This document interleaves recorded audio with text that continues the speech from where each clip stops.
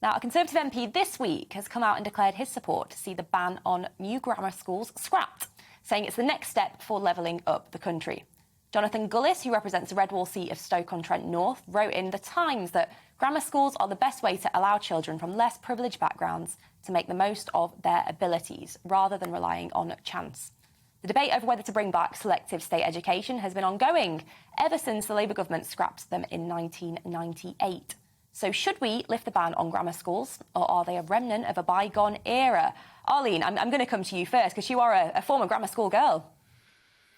I am indeed the only member of my family to go to a grammar school and then go on to university. I'm a huge believer in grammar schools. We, of course, have grammar schools in Northern Ireland, although Sinn Féin are vehemently opposed to grammar schools. So we'll see what happens in relation to that.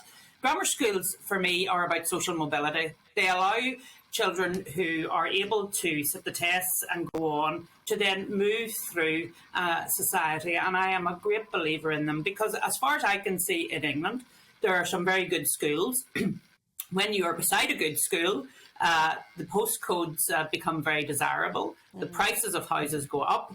And actually what you're doing is actually selecting children in a different way. And you're actually not getting people from a working class background into those very good schools. So I actually believe that grammar schools are a good answer. Of course, you do have to be able to encourage the families to send their children to those grammar schools, because sometimes there's in the mind, would their children fit into these grammar schools and what have you. So grammar schools need to reach out to children in working class areas, and that's something I was very keen to see happening in some of the areas of Belfast where there were working class areas beside some of our best grammar schools, but yet those children weren't progressing in. So there is something that needs to be done to allow social mobility to happen, but I firmly believe that grammar schools are very much part of the solution.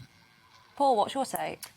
I don't like the 11 plus. I think it's a pretty brutal instrument, but there is no question. I think the evidence supports it that grammar schools did certainly allow a number of working class kids to get the sort of education that they wouldn't otherwise have got. And I think it's arguable to say that the abolition, I say the abolition, some of them still remain obviously, of grammar schools has allowed private schools to flourish to a certain degree.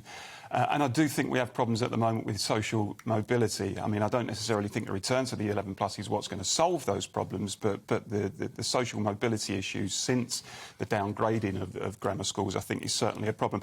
I also think, Arlene had a point in terms of, you know, the comprehensive system is not without selection. We need to be honest about that. But what we have effectively is selection by wealth, as Arlene touched on, selection by the ability of parents to be able to move into an affluent catchment area where there happens to be a top comprehensive school.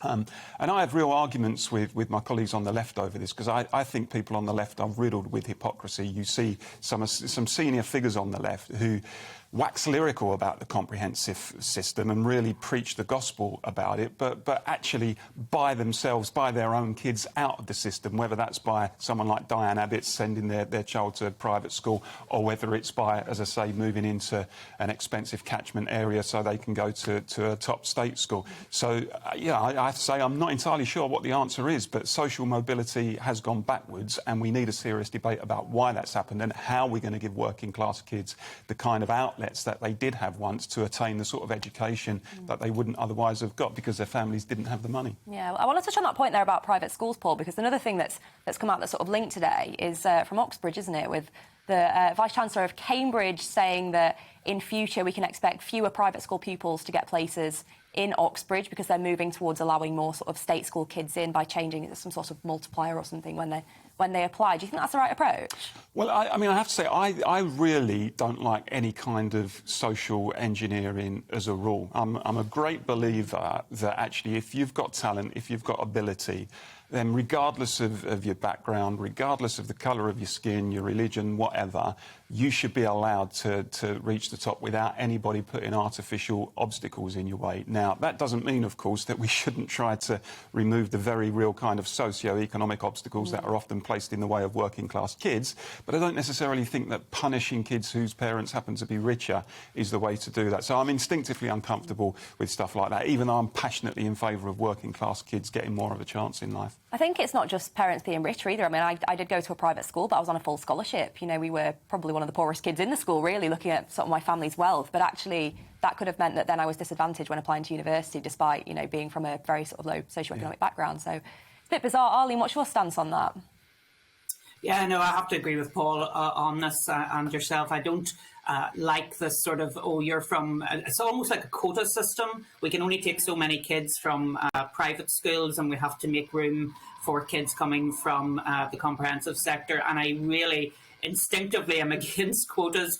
It's one of the reasons why when I heard Oliver Dowden say last week that we need half our MPs to be female, I was, how is that going to happen? If it happens by encouraging more women to come forward and to make sure that they have all of the support systems, yeah, that's great. But if it's by quotas and shortlists, no, I'm not interested in that, because that actually says that women are somehow lesser. And again, I think it's wrong to punish children who go to private schools just because their parents have placed them in that private school. Mm-hmm. Welcome to the GB News YouTube channel. You can watch us live 24 hours a day, catch up on your favourite shows and join in the conversation in the comments below. Don't forget to subscribe and you'll never miss any of our exclusive content.